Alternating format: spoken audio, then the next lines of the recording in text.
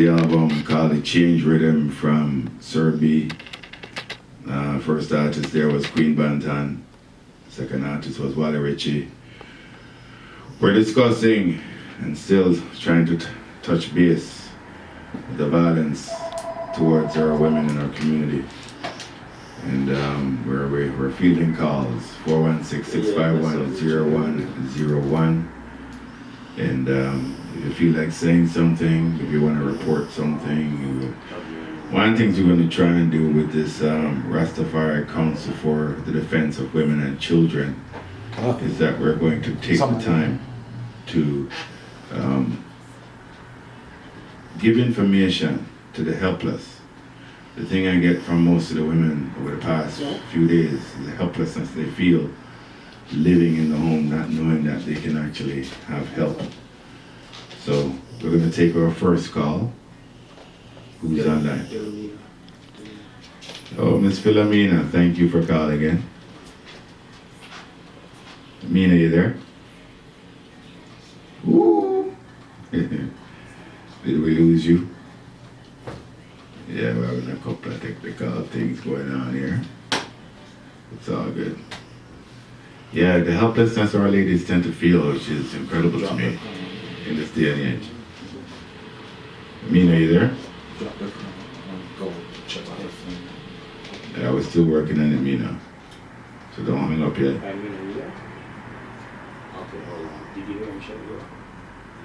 Yeah, we're still trying to get to our first call into the show.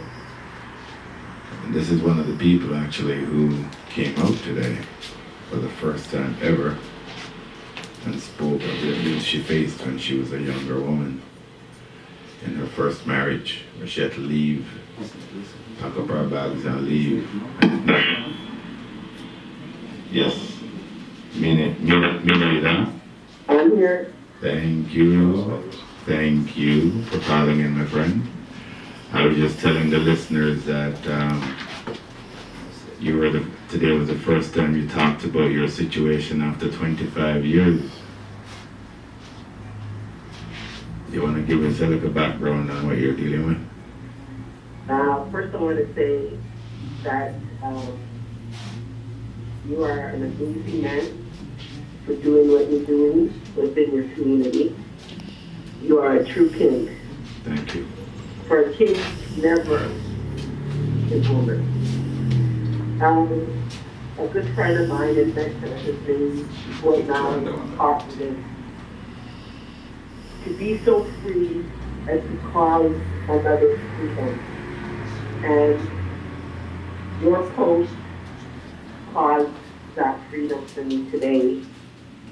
I can't tell you how many times on social media that I attempted to write what I wrote today and then did not press the send button because I didn't think it mattered, I didn't think it was important, I didn't think it would cause anything.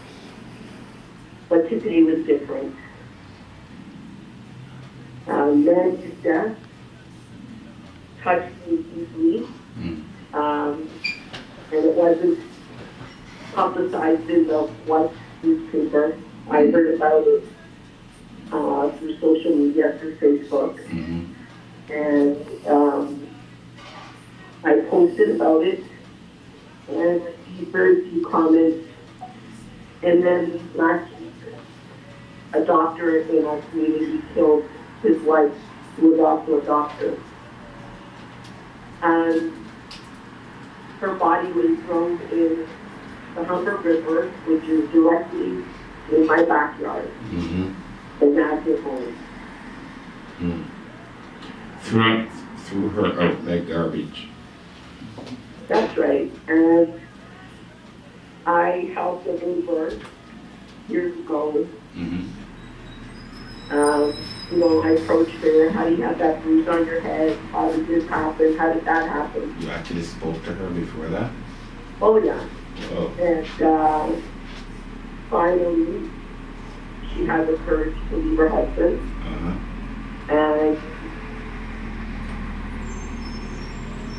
sorry, I'm getting emotional right now. I know that happened too, because this is real. So the Don't hold back your tears. Don't hold back anything. No, the thing is the hardest thing to get over is the shame. Because What somehow are you ashamed of? we are made to believe that somehow it was our fault. Maybe I should have had the house cleaner. Maybe I should have done this or I should have done that. Maybe I should have had a dinner ready. That's how I lived my life for 6 years. Mm-hmm. And unfortunately, my son did witness his father beat me. Mm. And the last time that he beat me was October 31st, Halloween. And I still can't tolerate that day. And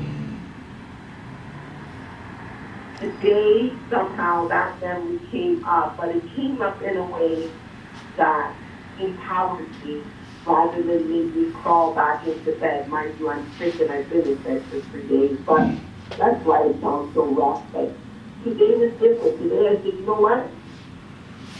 Enough with the shame. Speak out. And I have all kinds of relatives on my Facebook. I started getting phone calls, you know, text messages. But they didn't know? Well, they didn't know to the extent. And even for 25 years, your family didn't know.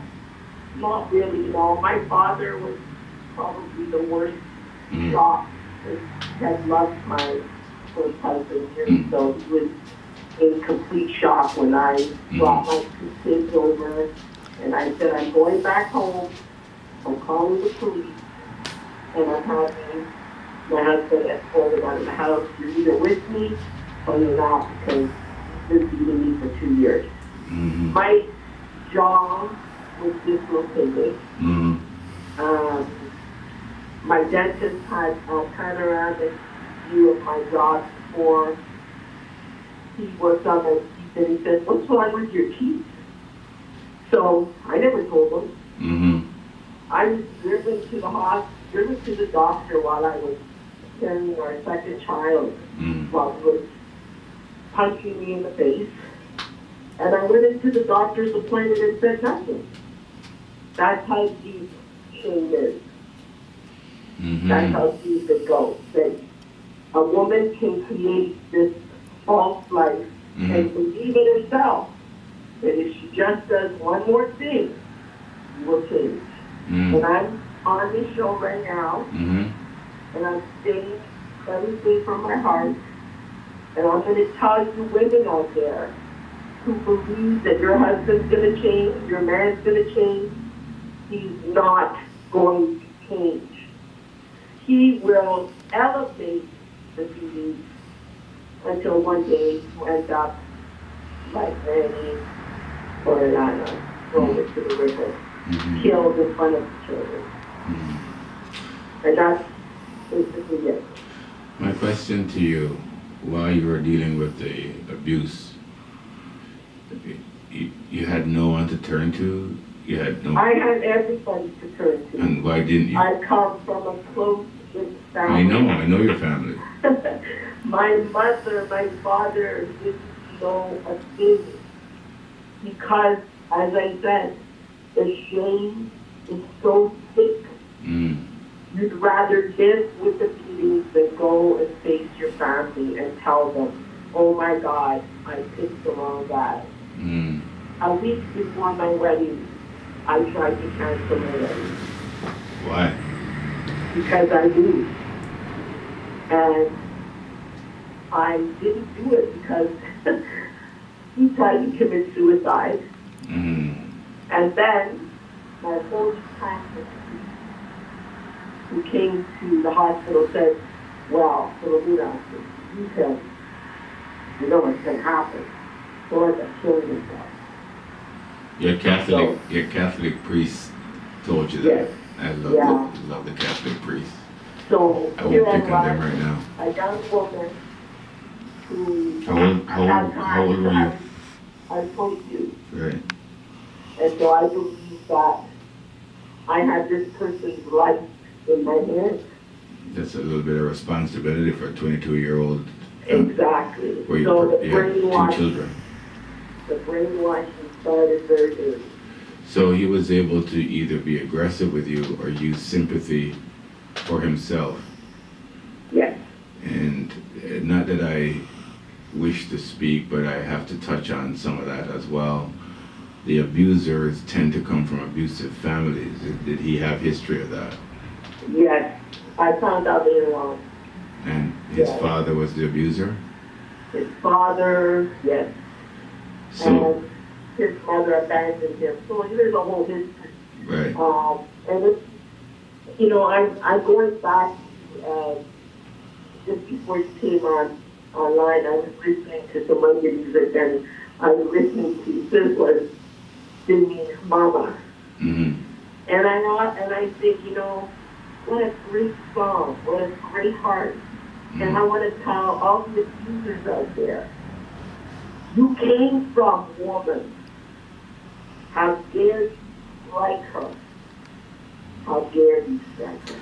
Well, one of the things I'm also finding out about some of the abusers are their own mommy issues, where they tend to revere their mothers. They find certain traits in their spouses that remind them of their moms, but every time their mom used to disappoint them, they couldn't strike their mom. They took it out on the spouse. You hit the nail on the coffin. Yeah. Yeah, that's exactly my ex's issue. And I thank God for the 2 children He blessed me with. Yeah. And they're amazing people. Yes. And that is all He blessed me with. Mm-hmm. I have no ill feelings towards him anymore. I've done years and years of therapy. Mm-hmm. But I will tell you this, that